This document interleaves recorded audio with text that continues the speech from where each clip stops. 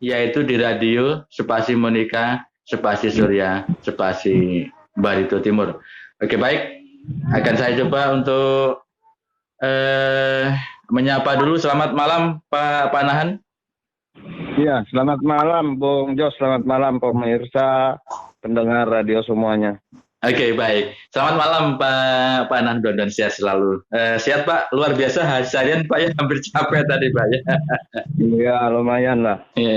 Dari jam 8 kita tit ya sampai jam setengah 2 tadi Pak.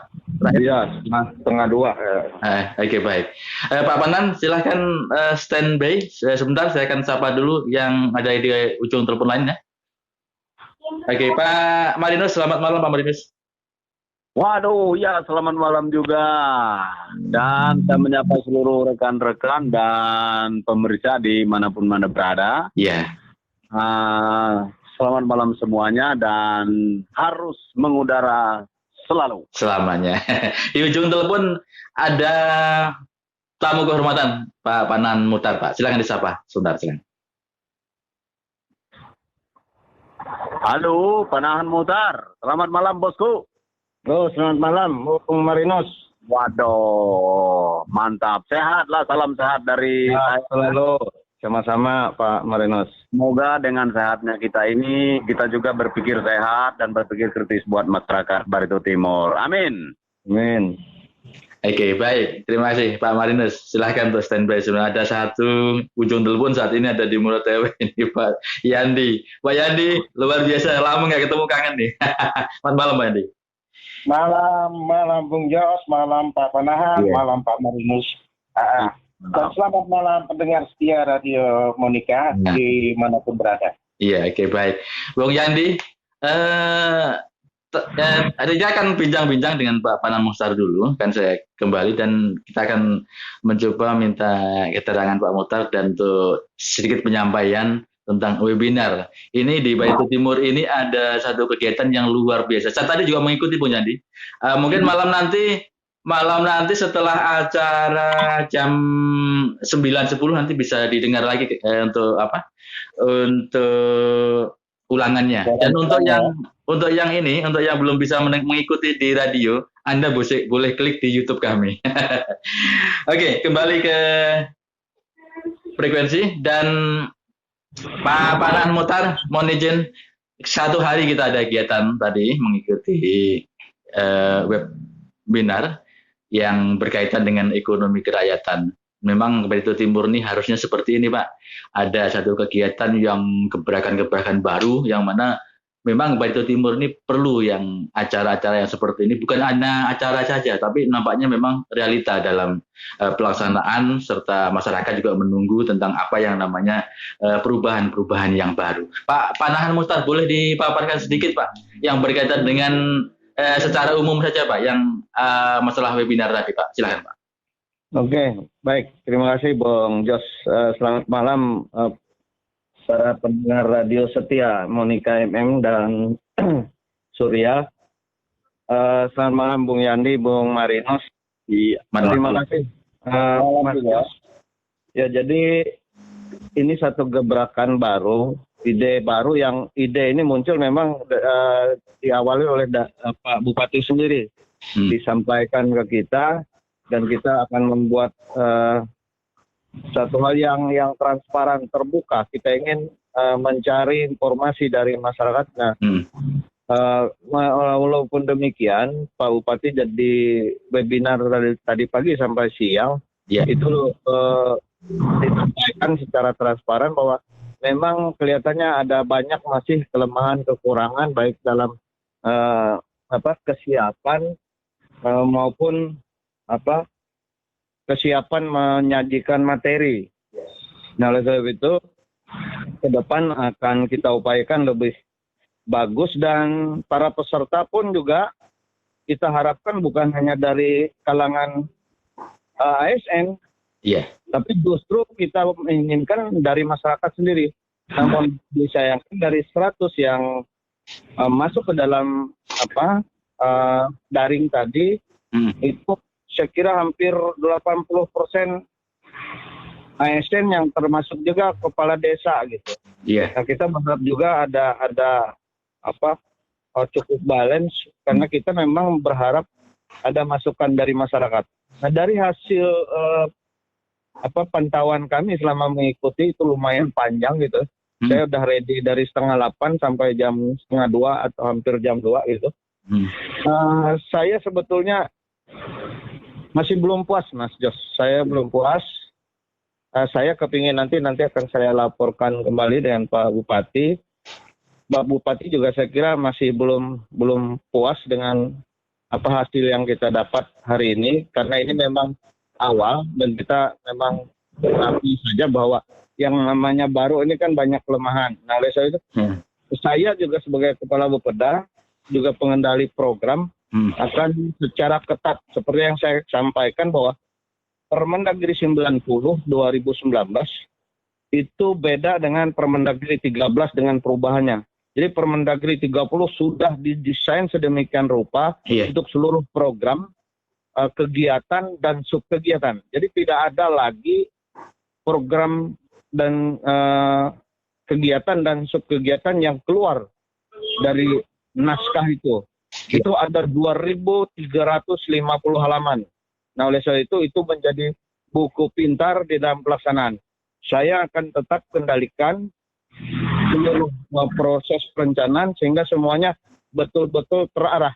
Nah, Pak Bupati sangat jelas statementnya, Mas Jos, bahwa beliau tidak ingin hanya wacana. Dan dimohon apabila program ekonomi kerakyatan ini digelontorkan ke masyarakat, itu jangan diganggu dengan hal-hal lain. Jangan diganggu dalam hal-hal lain, itu maksudnya dalam tanda petik, kalau itu memang kebutuhan masyarakat, tolong jangan ada misi yang lain untuk program itu. Jadi betul-betul murid sampai ke salah satu contoh seperti ini. Kalau misalnya ayam petelur, tadi ada disentil juga, misalnya ayam petelur. Ini yang banyak terjadi adalah kegiatan yang didanai dana desa, seperti itu. Nah, beliau berkeinginan, kalau memang ayam petelur itu diberikan 18 minggu, ya 18 minggu, sehingga pakannya bisa untuk sampai dia bisa produksi. Seperti jangan diganggu oleh kepentingan-kepentingan lain seperti itu. Nah, nanti beliau juga akan membentuk tim untuk pengawasan, pendampingan maupun kelancaran dari program khusus beliau ini. Dan sudah ditetapkan sampai akhir masa jabatan ini yang menjadi prioritas sesuai dengan visi misi beliau. Demikian, Mas Jos. Oke, baik. Ini Pak, yang berkaitan dengan webinar. Nah, kemudian tadi kan dari lintas sektor, seluruh dinas tadi sudah memaparkan ya beberapa poin, bahwa dari narasumber pun sudah menyampaikan beberapa hal yang kiranya layak, dan depannya mungkin kalau kita lihat dari si tadi memang ibarat makan tuh masih belum kenyang, masih pengen makan lagi gitu sebenarnya. Itu Pak, kalau menurut pandangan Bapak, ketika semua narasumber sudah memaparkan tadi, apa Pak langkah dan kekurangan daripada secara umum tadi Pak yang disampaikan tadi Pak? Baik, dari sisi perencanaan, Mas Jos, yang senilai tadi, mereka harus tetap berusaha untuk bisa memahami regulasi yang update. Khususnya untuk perencanaan di tingkat kabupaten, itu perencanaan di tingkat kabupaten yang ada di Bapeda, itu tidak terlepas menjadi perencanaan SPD masing-masing. Nah, di dalam SPD masing-masing, itu mereka harus mempelajari kembali regulasi, terutama Permendagri 90 2019 dan 70. Kalau 70 sistem aplikasinya, kalau 90 itu bagaimana program kegiatan dan subkegiatan diaplikasikan. Nah, memang betul kalau dikatakan makan itu, tadi saya terus terang masih belum kenyang gitu. Nah, jadi memang ini nanti program-program memang betul-betul kita kendali secara baik, sehingga ini betul-betul sampai ke masyarakat. Nah, sehingga betul-betul ini tidak diganggu. Tadi saya ingat ada statement atau pertanyaan Mas Bos yang kelihatannya nggak terjawabkan untuk pariwisata. Nah, itu sebetulnya memang sudah semua ada program, Mas Jos. Nah, salah satunya kita di Dinas Pemuda Pariwisata Butar itu sudah kita lakukan, dan didukung juga dengan dana-dana yang ada di tingkat desa. Nah, sebab itu kita berharap program-program yang akan kita simpulkan menjadi program jangka pendek menurut Pak Bupati. Jangka pendek itu sampai akhir 2020. Untuk jangka berikutnya adalah program murni di 2021. Jadi betul-betul akan kita persiapkan sehingga nanti betul-betul dirasakan oleh masyarakat. Nah, saya juga belum dapat mengambil beberapa kesimpulan program yang tepat diaplikasikan ke masyarakat selain yang sudah ada saat ini, apa yang seharusnya memang betul-betul dirasakan. Tadi ada satu pertanyaan yang cukup menarik dan memang itu masalah klasik. Dan klasik itu sampai sekarang belum bisa terasi menyangkut harga karet. Ini memang terpengaruh dengan harga global kalau karet ini. Kita berharap di semasa jabatan beliau ini sudah diupayakan, tetapi melalui koperasi dan karet ini memang dimainkan oleh harga dunia. Nah, itu memang ini tidak mudah untuk harga karet ini tidak mudah karena memang semuanya ada jaringan-jaringan yang sudah tertata dengan rapi dan masif seperti itu. Jadi program kita jangka pendek akan kita segera realisasikan, Mas Jos. Oke, Pak. Tadi kan saya menyentil permasalahan ini ya. Tentunya kalau sudah sedang dilanda COVID-19 ini, ya. Nah, kemudian dengan adanya kesibukan kita yang sama-sama memerangi atau menanggulangi COVID-19 ini kan tentunya boleh dibilang porak-poranda, Pak, masalah perekonomian ya, apalagi yang berkaitan dengan ekonomi rakyat, ekonomi kemasyarakatan. Kira-kira dalam jangka pendek atau dalam jangka panjang, Pak, ini Batu Timur, khusus Batu Timur ini, Pak, kan kita PAD-nya ini boleh dibilang belum ada peningkatan yang betul-betul ini, Pak. Itu menurut Pak Han Mustar ada nggak satu strategi yang bisa meningkatkan PAD ke depan, Pak? Kayak yang berkaitan untuk kesejahteraan rakyat yang sebenarnya gitu. Iya, jadi saya juga mantan kepala Dispenda, pernah sebagai kepala Dispenda. Saya sangat tahu persis tentang bagaimana kelemahan-kelemahan kita. Jadi untuk kita ketahui bersama bahwa sumber pendapatan negara itu adalah beberapa sumber yang menjadi prioritas dan cukup besar. Sumber pendapatan provinsi itu skala prioritas berikutnya. Jadi untuk sumber pendapatan asli daerah kabupaten itu ada, kalau kita bahasa ekstrimnya ya belum sembahyang, bisa dari pusat dan provinsi. Nah, inilah yang membutuhkan kreativitas kita. Di Kabupaten Beri Timur, tentunya untuk meningkatkan pendapatan asli daerah, kita harus membentuk payung-payung hukum. Dan ini sudah kita laksanakan. Namun demikian tidak mudah, Mas Jos. Apalagi yang dikatakan dengan pajak. Dan pendapatan ini ada dua, pendapatan dari pajak dan retribusi. Kalau yang namanya pajak, salah satu contohnya adalah sarang burung walet. Jadi pemerintah itu namanya pajak sarang burung walet. Nah, kalau pemerintah itu tidak mempunyai investasi di situ, tapi masyarakat diwajibkan pajak penjualan atau hasil sarang burung walet. Jadi pemerintah tidak punya andil membangun dan lain segala macam, tetapi masyarakat punya kewajiban, itu namanya pajak. Dan pajak ini adalah dipnot dengan self-assessment. Jadi dia sendiri yang menilai, tetapi pemerintah juga akan mengevaluasi. Dengan retribusi itu misalkan saja parkir, kita siapkan tempatnya, kita bangun tempatnya, baru kita bisa pungut. Nah, itulah yang namanya retribusi. Jadi retribusi ada investasi pemerintah, baru dia bisa pungut. Tetapi kalau pajak tanpa investasi dari pemerintah, itu menjadi kewajiban masyarakat. Nah, inilah yang membutuhkan seni tersendiri, penyadaran masyarakat untuk meningkatkan ini. Dari sisi lain, untuk sisi pendapatan, semakin maju daerah itu, maka pendapatannya akan beralih dari sumber daya alam ke sumber-sumber yang bisa dikembangkan. Contoh sepertinya misalnya pengembangan pariwisata. Nah, itu yang sumber-sumber yang harus kita kembangkan di Kabupaten Beri Timur. Untuk pariwisata ini dikembangkan sumber-sumber yang pariwisata yang bersifat alam. Nah, itu akan menjadi sumber atau daya tarik tersendiri, terutama bagi saudara-saudara kita dari mancanegara. Apapun sudah bisa mengarahkan yang kami lihat selama ini. Nah itu Mas Jos. Oke, baik. Satu lagi Pak, itu yang ada kaitannya dengan wisata, Bang Jos sendiri sudah survei ke sana ke daerah Lelap, kemudian juga ke Pahang, ya, kemudian juga ke daerah Ampali, dan juga kemarin pernah satu grup kami dengan unsur pimpinan Dewan itu di tengah-tengah dam Tampak itu. Jadi ada 3 hal itu Pak yang berbeda tentang wisata alam yang ada di Bali Timur itu yang kedepannya itu betul-betul potensinya luar biasa, sangat luar biasa. Kalau memang itu betul-betul bisa diprioritaskan untuk dikembangkan ke depan.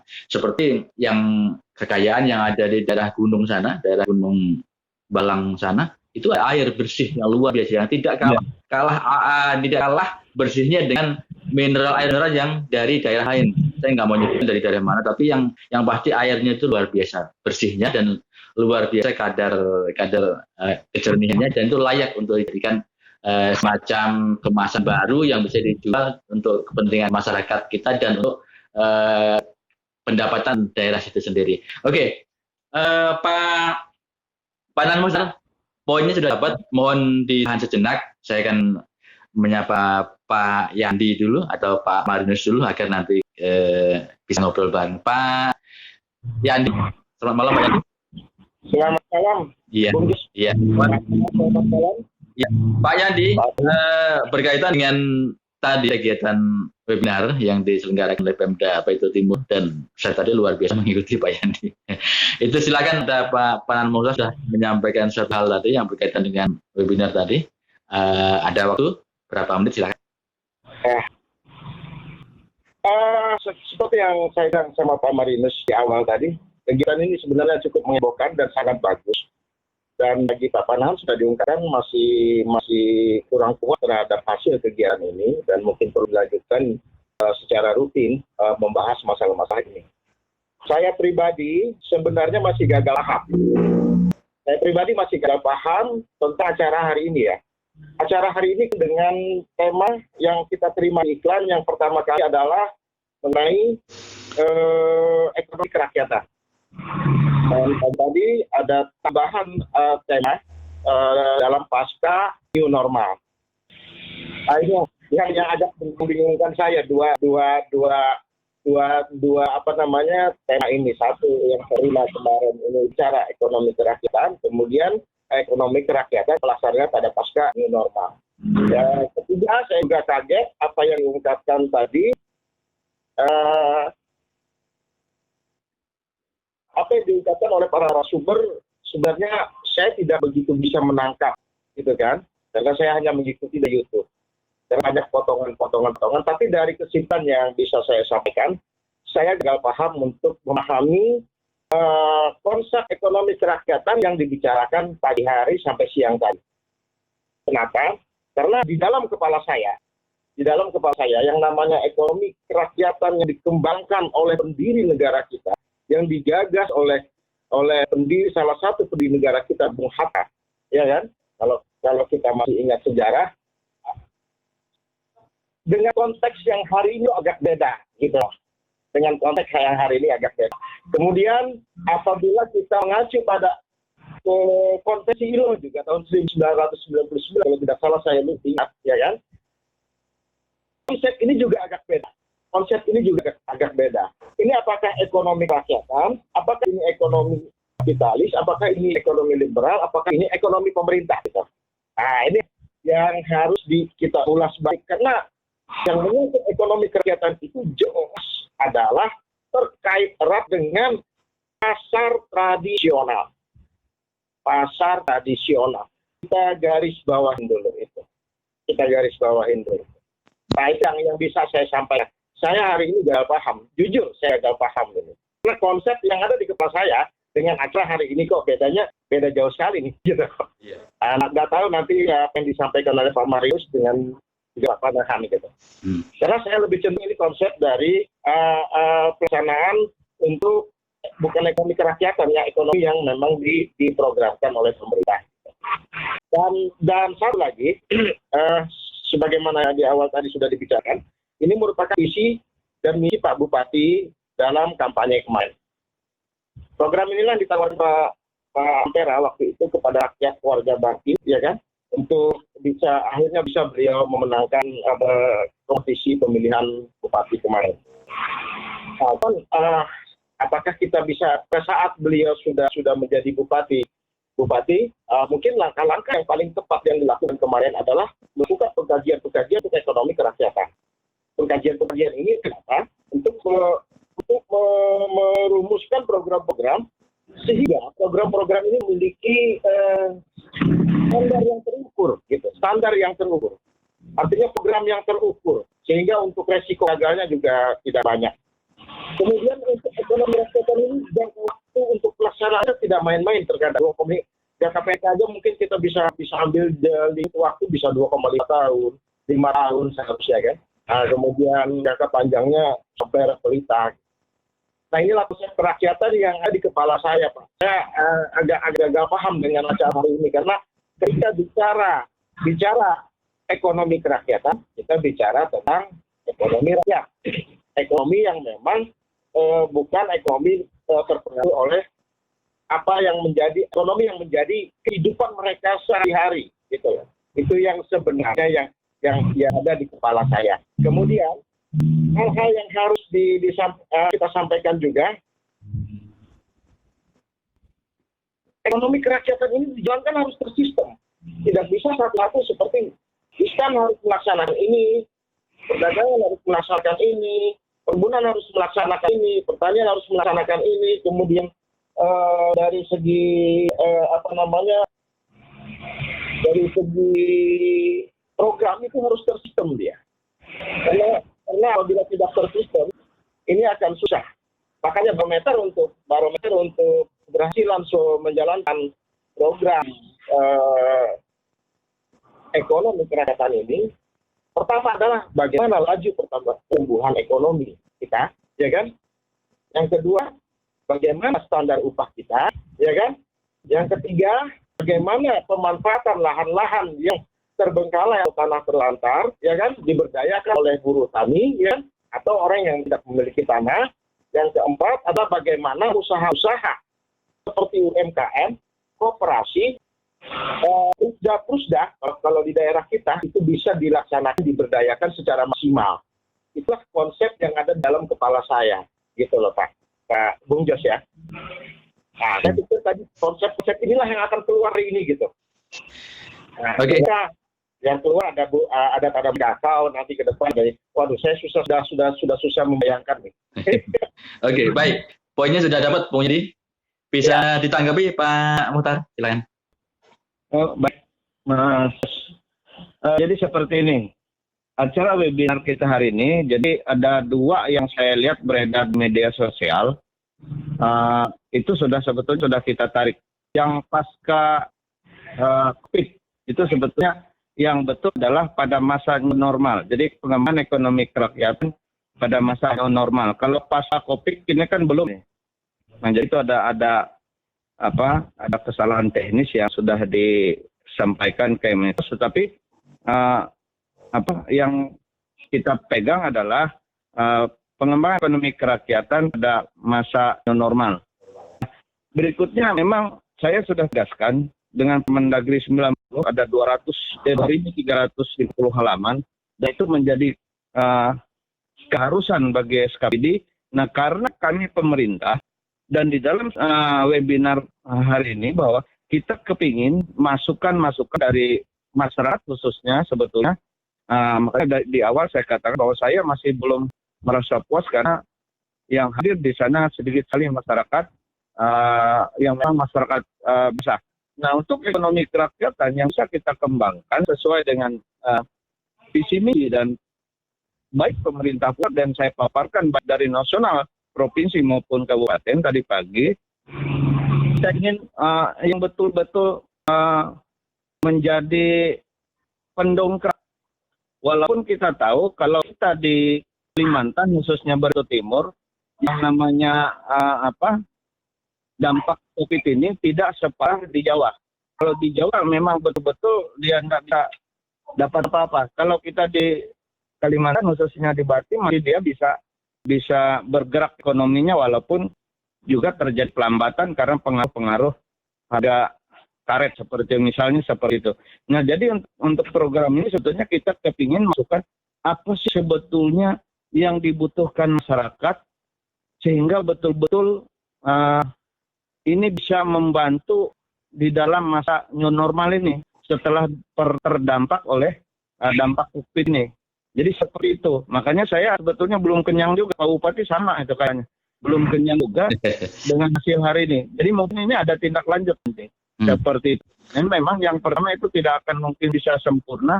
Nah, semakin sering kita mungkin akan lebih sempurna. Dan jangka pendek dalam artian kita di pemerintahan dari proses perencanaan itu yang pertama adalah masa perubahan anggaran ini.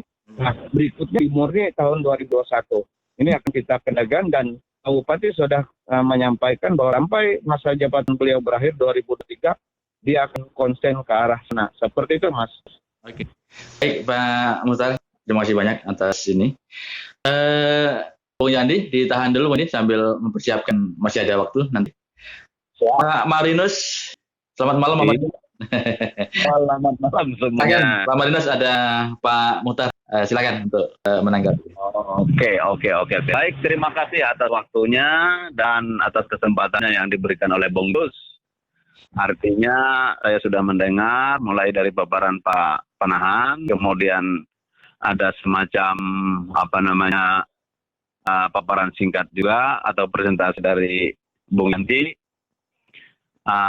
Juga kita pahamlah sedikit artinya tentang apa yang sudah dibicarakan. Itu apa yang sudah dibicarakan. Nah, untuk yang belum, menurut saya masalah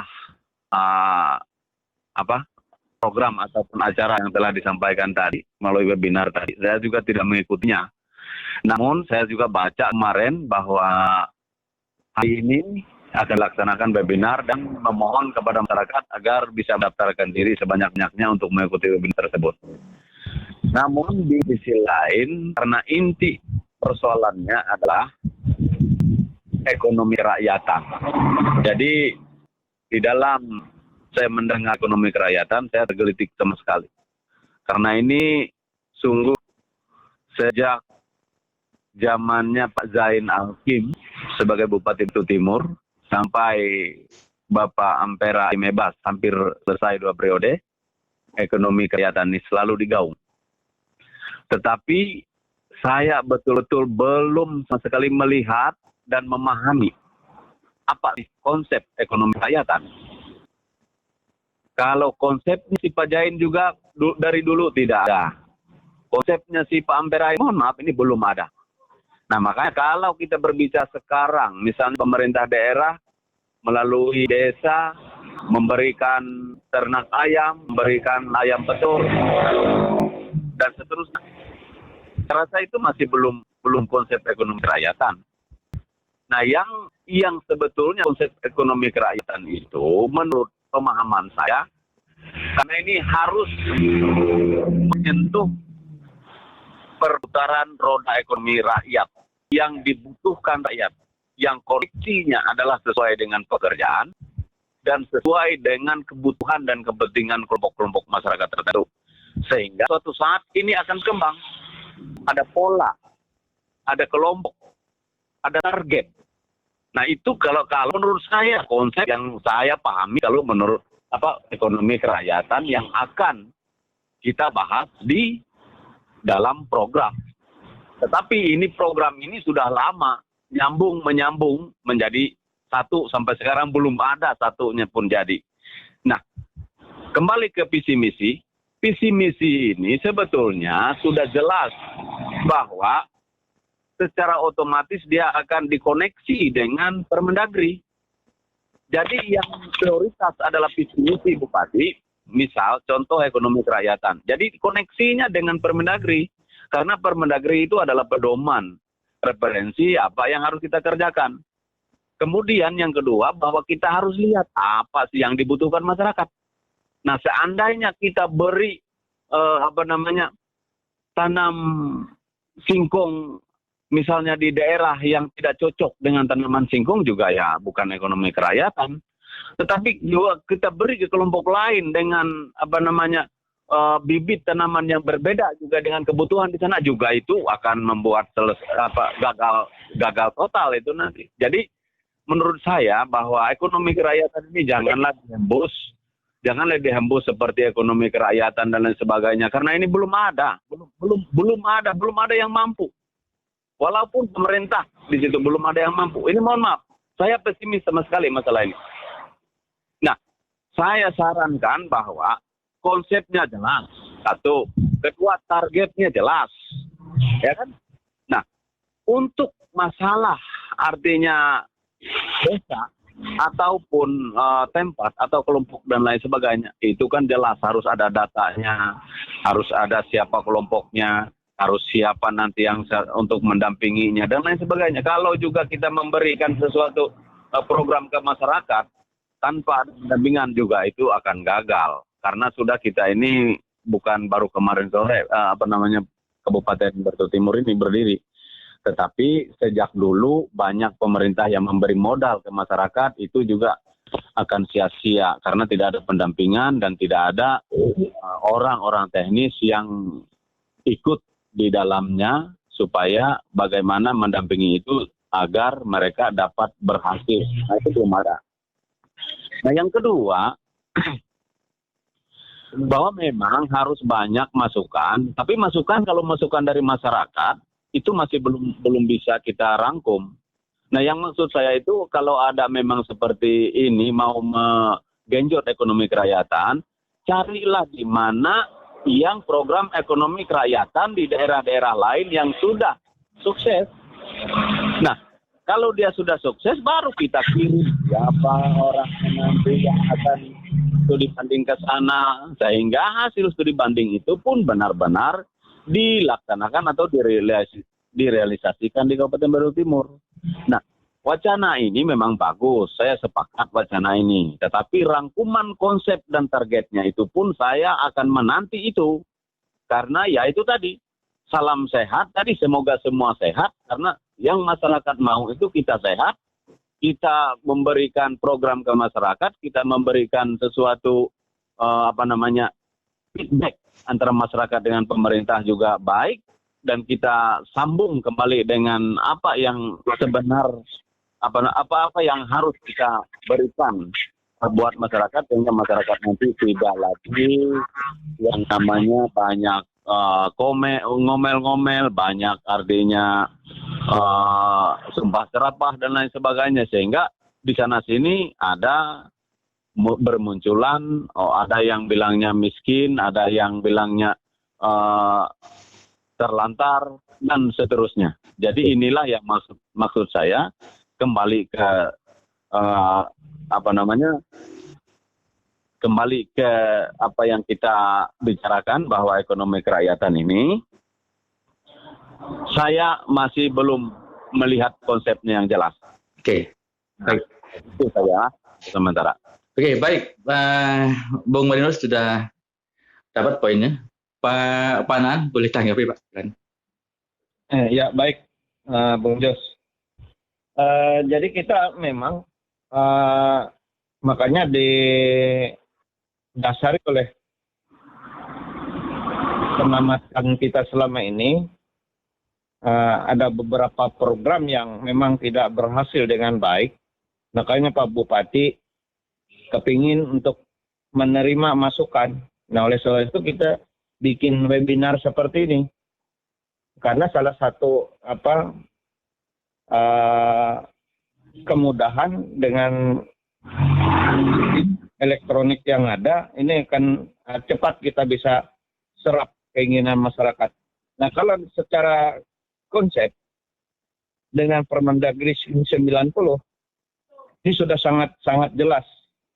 Jadi tidak ada yang bisa keluar dari 2.350 halaman yang ada di Permendagri 90 tentang kodifikasi program, kegiatan, dan subkegiatan.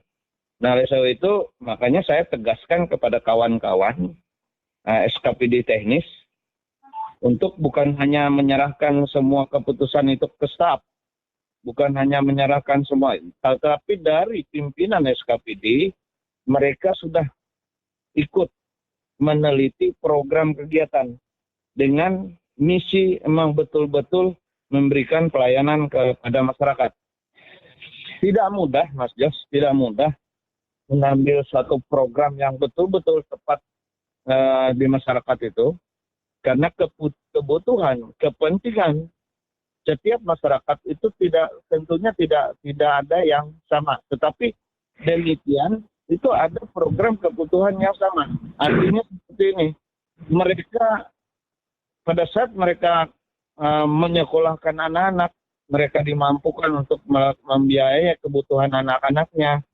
Nah, pada saat mereka memberikan kesehatan kepada anak-anaknya, generasi berikutnya, mereka diberikan kemampuan untuk memberikan bahan makanan dan lain-lain yang memiliki sumber gizi yang baik.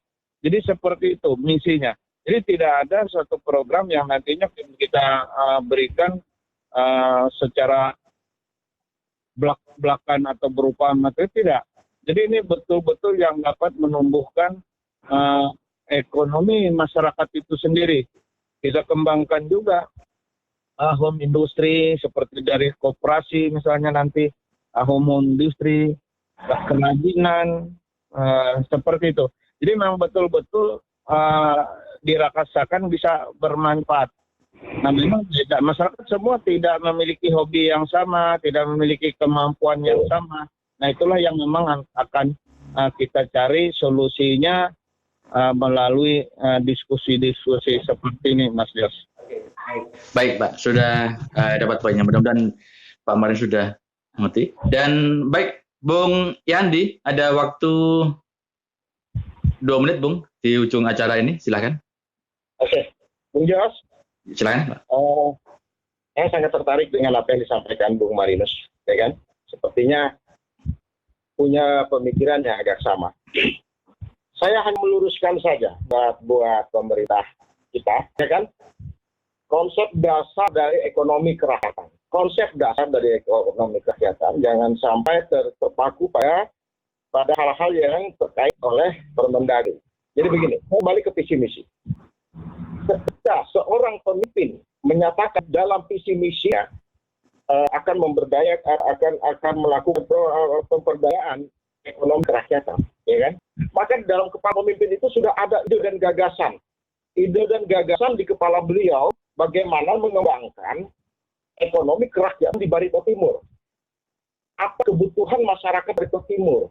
Apa kebutuhan atau apa yang menjadi pekerjaan masyarakat Barito Timur yang penghasilannya masih rendah, masih di bawah standar. Saya pikir beliau memiliki ide dan gagasan untuk ini, gitu, ya kan? Karena tidak harus terpaku. Ini loh program baru, ini loh tanam baru yang mau kita kembangkan, ini pembibitan baru, ini loh pola baru yang mau kita kembangkan. Bukan begitu maksud ekonomi kerakyatan. Nah, tadi sudah dijelaskan oleh Bung Marinus. Ini bersentuhan langsung dengan pekerjaan rakyat sehari-hari yang menjadi untuk memenuhi kebutuhan dasar sehari-hari. Itu konsep ekonomi kerakyatan sebenarnya. Maka saya di sini mau meluruskan saja. Kita harus ingat bahwa fondasi dari konsep ekonomi kerakyatan ini adalah tidak lain pasal 33 Undang-Undang 1945. Yang disasar dari ekonomi kerakyatan ini bukan badan usaha menengah ke atas. Bukan orang yang berpenghasilan menengah ke atas. Yang disasarnya adalah pasal 27 ayat 2 Undang-Undang Dasar 1945. Setiap warga negara berhak mendapat pekerjaan dan penghidupan yang layak bagi kemanusiaan. Itu yang disasar oleh konsep kerakyatan yang digagas oleh Bung Hatta. Dan itu bahkan dikuatkan dalam konvensi ILO gagasan ini. Ini yang mau saya luruskan. Nah, hari ini saya tidak melihat itu masalahnya. Saya tidak lihat itu. Konsep dasar, kemudian cermin dari program-program yang disampaikan hari ini, saya tidak melihat itu. Kalau ada yang bicara misalnya kebutuhan dasar masyarakat yang paling banyak dibantu pada karet. Bagaimana memberdayakan UKM, bagaimana memberdayakan Prusda, bagaimana memberdayakan koperasi, agar ini juga nanti bisa menyelamatkan kehidupan ekonomi rakyat untuk petani karet. Kemudian ada yang masalah perikanan, gitu kan? Nah, bukan dengan cara pembibitan baru, tapi bagaimana memberdayakan mereka menyelamatkan mereka, meningkatkan standar hidup mereka, sehingga mereka bisa terangkat, kehidupannya menjadi layak. Kemudian lagi sektor real. Oh, ada pedagang kaki lima, ada pedagang kecil, ya kan? Bagaimana misalnya dalam bentuk sebuah konsep, entah itu dana hibah, entah itu bantuan apa, bagaimana memberdayakan mereka, gitu kan? Ini sektor real. Gitu kan? Kita bicara ekonomi kerakyatan, bahwa yang disasar adalah pasal 27 Undang-Undang ayat 2 Undang-Undang Dasar 1945, orang yang belum layak hidupnya. Bukan bisa petani, bukan petani secara keseluruhan. Orang yang petani belum layak hidupnya. Orang pedagang yang belum layak hidupnya. Orang misalnya pekerja buruh yang belum layak hidupnya. Nah, kebijakan regulasi ke depannya juga penting. Bagaimana pemanfaatan lahan ya, seperti awal saya bilang, ya kan? Dia punya tanah, kemudian ada konsep pertanian, gitu kan? Nah, inilah yang disasar sebenarnya. Ini yang ingin saya lihat sebenarnya. Kalau misalnya bicara Permendagri ya silakan, itu termasuk program rutin pemerintah. Tapi ketika ada visi dan misi, gagasan dan ide itu sudah dipala gitu. Untuk meningkatkan bagaimana pekerjaan yang menjadi sehari-hari masyarakat warga Batin ini diselamatkan. Kemudian dari yang layak, tidak layak menjadi layak. Itu ada konsep dasar dari ekonomi kerakyatan. Ini yang harus diluruskan. Saya tidak melihat ini hari ini. Saya gagal paham. Oke, baik. Pak Nahat, sedikit Ya. tanggapi Pak, silakan. Halo, ya. Ya Pak, silakan tanggapi Pak. Oh ya, baik. Terima kasih. Jadi pemerintah akan tetap berupaya untuk memberikan pelayanan kepada masyarakat yang terbaik, terlebih-lebih mengangkut ekonomi kerakyatan. Dan saya kira jelas ketentuan bahwa di dalam setiap pelaksanaan pemerintahan, khususnya perencanaan sampai dengan penganggaran, itu ada ketentuan yang harus pemerintah lakukan. Nah, dalam Permendagri itu sudah di-cover semua kebutuhan Republik ini. Jadi Permendagri itu sudah demikian rupa untuk meng-cover kebutuhan. Tinggal kita memilih kebutuhan yang sesuai dengan kebutuhan masyarakat kita. Nanti kalau memang ini bisa dilihat, dipelajari masing-masing kita semuanya untuk bisa melihat di dalamnya. Karena saya sudah secara umum membaca tentang Permendagri ini, dan saya baru pulang tadi pagi subuh dari provinsi ketemu dengan Dirjen Keuangan Daerah Dagri Kalimantan Tengah. Kita bertemu di provinsi untuk membahas ini. Jadi semuanya lengkap di sana, tinggal yang menjadi problem juga bagi kita bahwa pelaksanaan sampai tingkat lapangan itu betul-betul harus konsisten nantinya apabila program itu sudah kita tetapkan bersama. Demikian, Mas. Oke, baik. Pak Marinus, ada 2 menit, silakan Pak. Siap. Statement closingnya. Jadi begini, kalau kita berbicara tentang regulasi-regulasi, ya itu memang pedoman. Nah, yang penting menurut saya, walaupun kita ini regulasinya atau perundang-undangannya segudang, tetapi implementasinya juga kita belum terlaksana. Nah, itu kan cuma doang, baca-baca doang seperti itu. Yang masyarakat mau bahwa yang pertama, bahwa setiap ada program itu harus ada target capaiannya. Itu yang pertama. Kedua, bahwa setiap ada rencana pemerintah daerah itu jelas terkait dengan regulasi tadi, dan itu pun harus jelas memihak kepada rakyat, dan rakyat pun merasakan hasil daripada program tersebut.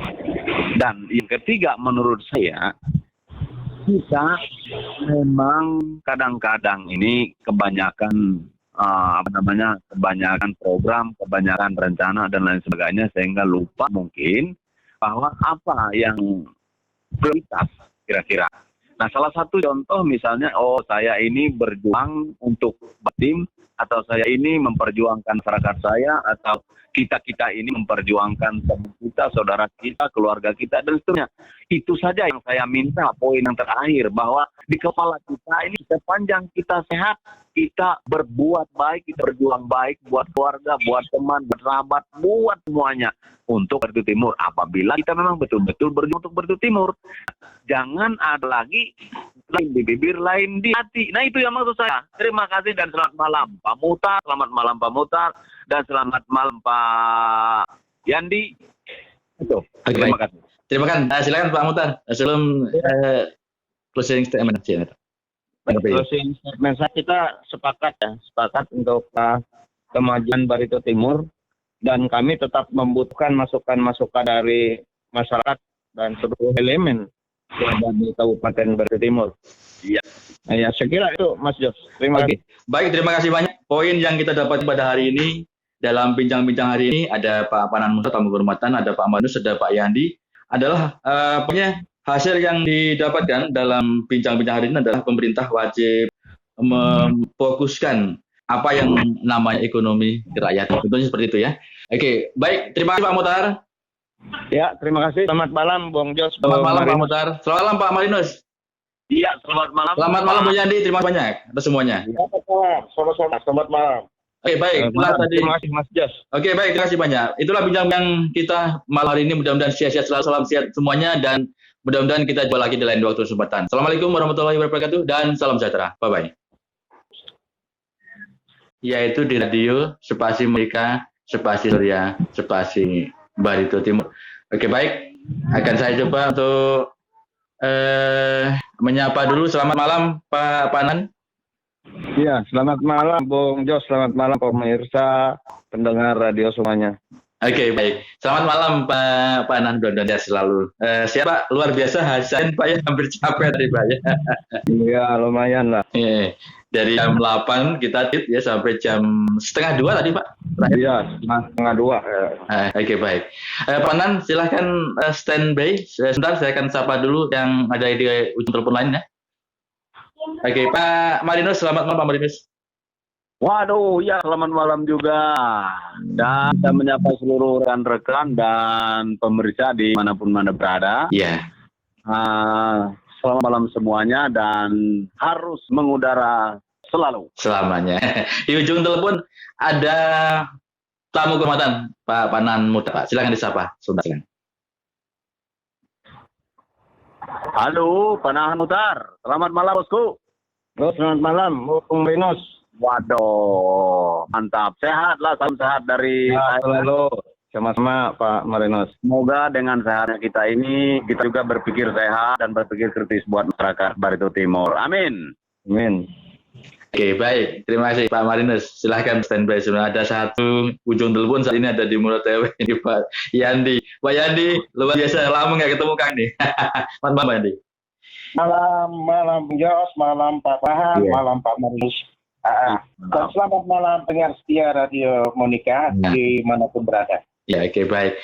Bung Andi, kita akan bincang-bincang dengan Pak Panan Muhtar dulu, kan saya kembali dan kita akan mencoba minta keterangan Pak Muhtar dan untuk sedikit penyampaian tentang webinar. Ini di Barito Timur ini ada satu kegiatan yang luar biasa. Tadi juga mengikuti Bung Andi. Mungkin malam nanti setelah acara jam 9.10 nanti bisa didengar lagi untuk ulangannya. Dan untuk yang belum bisa mengikuti di radio, Anda boleh klik di YouTube kami. Oke, kembali ke frekuensi dan Pak Panan Muhtar, mohon izin 1 hari kita ada kegiatan tadi mengikuti webinar yang berkaitan dengan ekonomi kerakyatan. Memang Barito Timur ini harusnya seperti ini Pak. Ada satu kegiatan yang gebrakan-gebrakan baru yang mana memang Barito Timur ini perlu yang acara-acara yang seperti ini, bukan hanya acara saja, tapi nampaknya memang realita dalam pelaksanaan serta masyarakat juga menunggu tentang apa yang namanya perubahan-perubahan yang baru. Pak Panan Muhtar, boleh dipaparkan sedikit Pak yang berkaitan dengan secara umum saja Pak yang masalah webinar Pak. Silakan Pak. Oke, baik. Terima kasih Bung Jos. Selamat malam para pendengar radio setia Monika MM dan Surya. Selamat malam Bung Yandi, Bung Marinus. Terima kasih. Mas. Ya, jadi ini satu gebrakan baru ide baru yang ide ini muncul memang diawali oleh Pak Bupati sendiri. Disampaikan ke kita dan kita akan membuat satu yang transparan terbuka. Kita ingin mencari informasi dari masyarakat. Nah, walaupun demikian, Pak Bupati jadi webinar dari tadi pagi sampai siang itu sampaikan secara transparan bahwa memang kelihatannya ada banyak masih kelemahan kekurangan baik dalam kesiapan maupun kesiapan menyajikan materi. Nah, oleh sebab itu ke depan akan kita upayakan lebih bagus dan para peserta pun juga kita harapkan bukan hanya dari kalangan ASN, tapi justru kita menginginkan dari masyarakat sendiri. Kalau disayangkan dari 100 yang masuk ke dalam daring tadi, itu saya kira hampir 80% ASN termasuk juga kepala desa gitu. Nah, kita berharap juga ada cukup balance karena kita memang berharap ada masukan dari masyarakat. Dari hasil pantauan kami selama mengikuti itu lumayan panjang gitu. Saya udah ready dari 7:30 sampai jam 1:30 atau hampir jam 2 gitu. Saya sebetulnya masih belum puas, Mas Jos. Saya belum puas. Saya kepingin nanti akan saya laporkan kembali dengan Pak Bupati. Pak Bupati juga saya kira masih belum puas dengan hasil yang kita dapat hari ini karena ini memang awal dan kita memang mengakui saja bahwa yang namanya baru ini kan banyak kelemahan. Nah, oleh sebab itu saya juga sebagai Kepala Bupeda juga pengendali program akan secara ketat seperti yang saya sampaikan bahwa Permendagri 90 2019 itu beda dengan Permendagri 13 dengan perubahannya. Jadi Permendagri 30 sudah didesain sedemikian rupa untuk seluruh program, kegiatan dan subkegiatan. Jadi tidak ada lagi program dan kegiatan dan subkegiatan yang keluar dari naskah itu. Itu ada 2.350 halaman. Nah, oleh itu menjadi buku pintar dalam pelaksanaan. Saya akan tetap kembalikan seluruh proses perencanaan hingga semuanya betul-betul terarah. Nah, Pak Bupati sangat jelas statementnya, Mas Jos. Bahwa beliau tidak ingin hanya wacana. Dan dimohon apabila program ekonomi kerakyat ini digelontorkan ke masyarakat, itu jangan diganggu dengan hal-hal lain. Jangan diganggu dalam hal-hal lain itu maksudnya dalam tanda petik, kalau itu memang kebutuhan masyarakat, tolong jangan ada misi yang lain untuk program itu. Dia betul-betul murid sampai salah satu contoh seperti ini. Kalau misalnya ayam petelur, tadi ada disentil juga, misalnya ayam petelur. Ini yang banyak terjadi adalah kegiatan yang didanai dana desa, seperti itu. Nah, beliau berkeinginan, kalau memang ayam petelur itu diberikan 18 minggu, ya 18 minggu, sehingga pakannya bisa untuk sampai dia bisa produksi. Jangan diganggu oleh kepentingan lain.